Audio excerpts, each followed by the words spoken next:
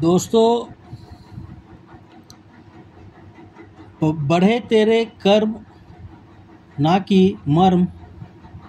हम जानते हैं यह पृथ्वी और यहाँ मौजूद जीव और जीवों में मानव तथा पाई जाने वाली व्यवहारिक सभी उपलब्ध उपादान कितनी मूल्यवान है। यानी मानव जीवन में व्यवहार योग्य हर चीज़ कितनी कीमती है। सदियों से वर्तमान के भारतीय प्रादेशिक भूभाग पर पनपे मानव सभ्यता और उपलब्ध सभी वस्तुएं कितनी मूल्यवान है। मनुष्य के जीवन में काम आने वाली हर वो चीज़ की उपलब्धता कितनी संघर्षमय और खुदा की नियामतों बावजूद ही शायद हो पाती है।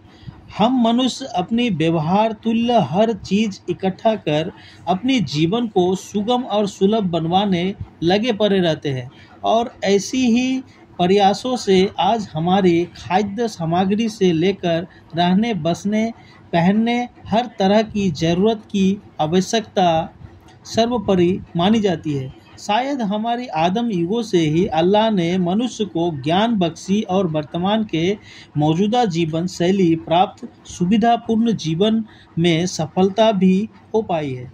और शायद हमारी पूर्वजों ने कबीलों इत्यादियों के रूप में ही हर वस्तु की मूल्य अनुसार मूल्यांकन करते मूल्य की निर्धारणा पर ध्यान दिया होगा। तभी तो बेहद ज़रूरती व्यवहारिक सामग्री से लेकर हर वो चीज़ कीमती हो उपलब्धता को प्राप्त करते आने में सक्षम होकर वर्तमान की हर सुविधा से पूर्ण हमारी मानव और भारतीय समाज गठित आत्मनिर्भरता को प्राप्त कर भी पाए हैं। दोस्तों, कहने का तात्पर्य है हमारी राजनीति या सामाजिक मैनेजमेंट व्यवस्था ही व्यवहारिक वस्तुओं की पहचान, आविष्कार, निष्कासन और फिर संरक्षण एवं मूल्यों के आधार पर वितरण इत्यादि को प्रक्षेपित करती है। दोस्तों, मौजूदा भारतीय राजनीति और हमारी जीवन शैली का विकसित स्वरूप जितना भी हो चुकी है, कहीं ना कहीं हमारी अतीत के इकोनॉमिकल रिफॉर्म्स या वाणिज्यिक ज्ञानविद स्थिरता और सूझबूझ के कारण ही हो पाई है। आदि कालों से ही वस्तुओं सेवाओं की मूल्यांकन सटीकता की अभिज्ञता के फलस्वरूप ही आदान प्रदान या एक दूसरे से लेन देन बिना किसी नुकसान की हो पाई होगी। और फिर भी कमियों गलतियों को सुधारते आज की नवीन आधुनिक भारत प्राप्तता तक की दूरी शायद तय कर पाई है।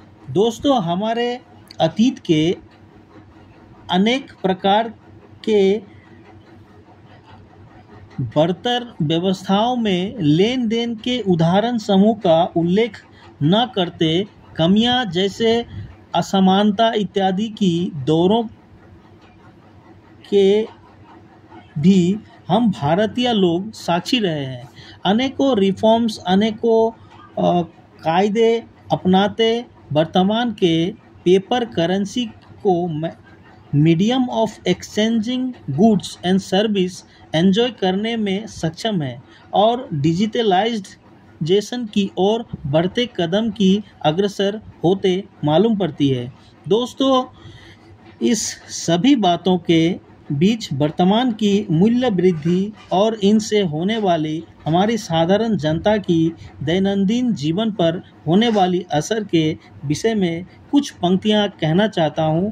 दोस्तों, बेरोजगारी, बढ़ती जनसंख्या, मुद्रा की जमाखोरी, विदेशी निर्भरता या भ्रष्टाचार, कई ऐसे कारणों की ज्ञानहीनता पूर्वक वाणिज्यिक नीतियों के अपनाए जाने और हमारे विभिन्न राजनीतिक अस्थिरता परिप्रेक्ष्यों की फलस्वरूप साधारण जनता या आम आदमी की महंगाई ने कमर तोड़ रखी होने से शायद हम भारत के 150 करोड़ लोग दो राय नहीं रख पाएंगे।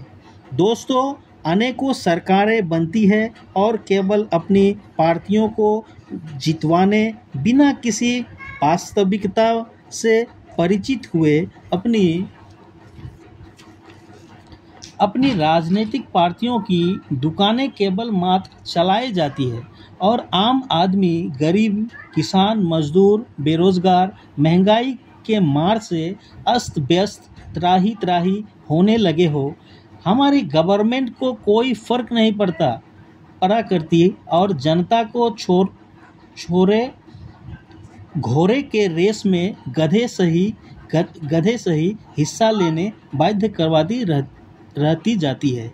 भले ही अपनी जान तक से हाथ धोना पड़ जाए। दोस्तों, आज प्रति व्यक्ति आय से कई गुना अधिक व्यय और ज़रूरतों को बाध्यतापूर्ण अपनाने मानो ऐसे रेस में खड़े कर देना चाहती हो जो पूरा करने के ख्याल से बेहोश हो जाए या अपनी आदि युगों से सहेजित या संयोजित संपत्ति इत्यादि को खोकर ही पूरा किया भी जा सके या ख्वाब भी पूरी हो पाए। बिना किसी रोजगार नीतियों के मूल्य वृद्धि कितनी हानिकारक और हमारी देश की दिशा का निकट भविष्य में दशा का अंदाजा लगा सकते हैं। गवर्नमेंट को केवल महिलाओं को medium of exchanging money tools लगती और एकमात्र संपत्ति जिन्हें आबरू खोने के अलावा कोई राह नहीं दिखता, अपनी पेट मात्र भी भर पाने ऐसी हालात बनते नजर आने लगी है। दोस्तों, सरकार केवल विदेशियों पर ही अपनी ट्रेड निर्भर रखवाकर मानो आए दिन अपनी भारत माता कही जाने वाली प्राकृतिक संपत्ति से भरी पड़ी भूभाग की ग्राहक ढूंढते ही मालूम पड़ती है।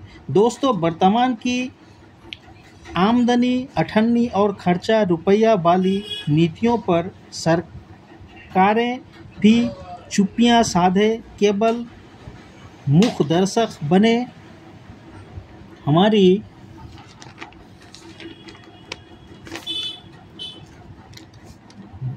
बेबस, लाचार, कमजोर और गरीब जनता को मानो केवल विदेशियों से आबरू लुटवाने की मात्र राह लिए बैठी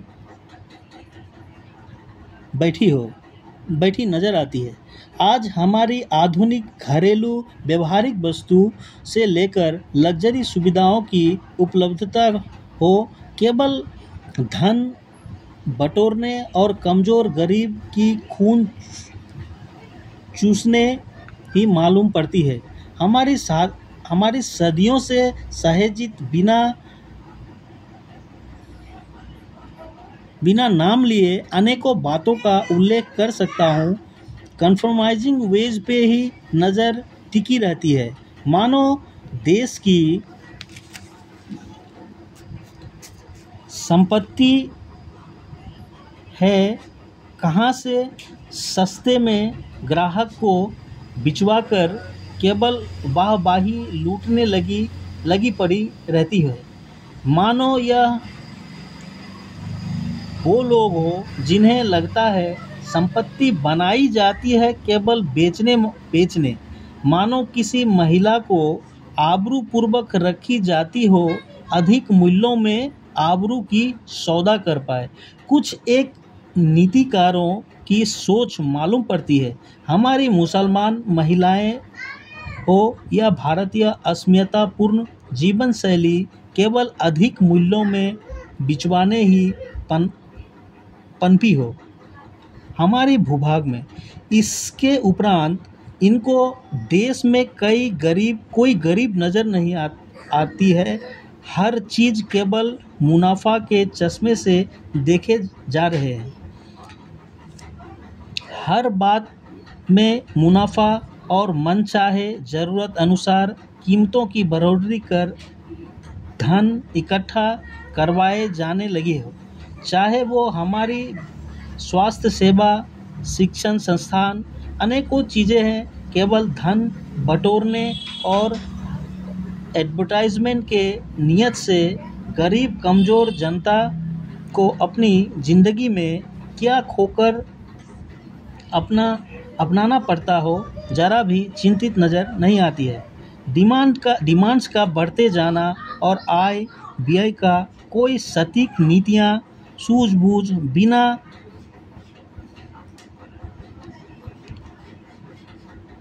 बिना मानो सर पे लाद दिए हो।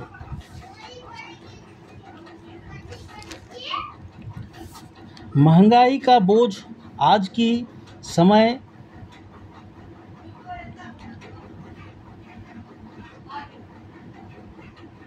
दोस्तों, आम आदमी का 8,000 से 10,000 प्रति माह आय ओलंपिक जीतने सा है और ज़रूरतें मानो हिलरी क्लिंटन का पति बनने की हो। दोस्तों, एक व्यक्ति अपनी मासिक आय से एक परिवार चलाने लायक भी बन पाती है, यानी जीवन में कोई एवरेस्ट पार कर गया हो। एक गवर्नमेंट है हमेशा मुंगेरी लाल के हसीन सपने देखते और फिल्मों में अमेरिका बन चुकी होती है। फिल्म थिएटर के बाहर आते ख्वाब अधूरी रह जाने की ठोकरा आम जनता को सौंप देते हैं। दोस्तों, हमारी ह्यूमन डेवलपमेंट की क्वालिटी की तुलना में मानो कोई हाथी घोड़ा इतनी ताकत चाहिए होगी मेहनत से पेट भी भर पाने, या 10 गुना अधिक मेहनत से भी अपनी जीवन निर्वाह योग्य असक्षम लोग शायद गवर्नमेंट को दिखाई भी दे। दोस्तों, जैसा कि हम जानते हैं, हमारे भारतीय द्वीप कृषि प्रधान रहे हैं। मानी जाती है भारतीय भूभाग में एक शेर बनने की हैसियत रखने लायक पोटेंशियल होती है। सरकारी अस्थिरता या हमारी कृषि फेवरिंग लॉज बनवाकर क्या मूल्य वृद्धि नियंत्रित नहीं हो पाती? आए दिन पार्टियों वाली राजनीति का अस्थिरता, अनिश्चयता हमारी मूल्य वृद्धि को आग में घी डालने से ही तो कह सकते हैं। मानो बाढ़, सूखा या युद्ध की हालातों में होने वाली मूल्य वृद्धि सी हालात होने ही क्यों दिया जाता है। हमारी लॉज या डिजास्टर मैनेजमेंट विभागों में ऐसी व्यवस्था नहीं होती, ऐसे हालातों से निपटारा पा सके। चारों ओर मुनाफाखोरी, इमरजेंसी वाली हालातों में आम जनता तक अपनी अधिकारों को खोते पेट भरने की ज़रूरतों को पूरा करे। एक दिन आएगी जब जनता अपनी पेट भरते भरते अपनी अधिकारों को खोकर केवल राजनीतिक पार्टियों के नेताओं के हाथ ही सौंप बैठेंगे और कभी पूरा न हो पाने वाली इंतज़ार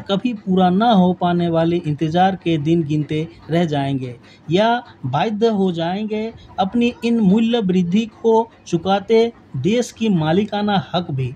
दोस्तों, तमाम बातें हैं एक आम छात्र और परेशानियों से ग्रस्त नागरिक होते अपनी जीवन की तकलीफ़ों को हमारी ऐसे ही परेशानियों से ग्रस्त जनता को साझा करने प्रयास किया हूँ। अगर रिलेवेंट लगे, सहमत हो, लाइक, शेयर और कमेंट कीजिएगा। मोटिवेशन मिलती है, शायद अवेयरनेस आए और हमारे मुझसे भी अधिक अभिज्ञ, ज्ञानी, क्षमतापूर्ण जनता या छात्र समाज कोई राह निकाल पाए ऐसी परेशानियों से। इसी उम्मीद के साथ कहता हूँ, घटे तेरे बेहयाइयाँ ना की शर्म, घटे तेरे बेहयाइयाँ ना कि शर्म,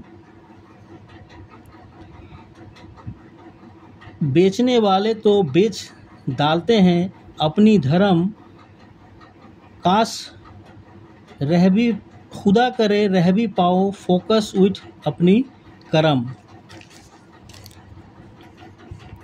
कहते हैं इंडिया कमाए जात है, फॉरेन में जमाई जात है। जय हिंद, वंदे मातरम।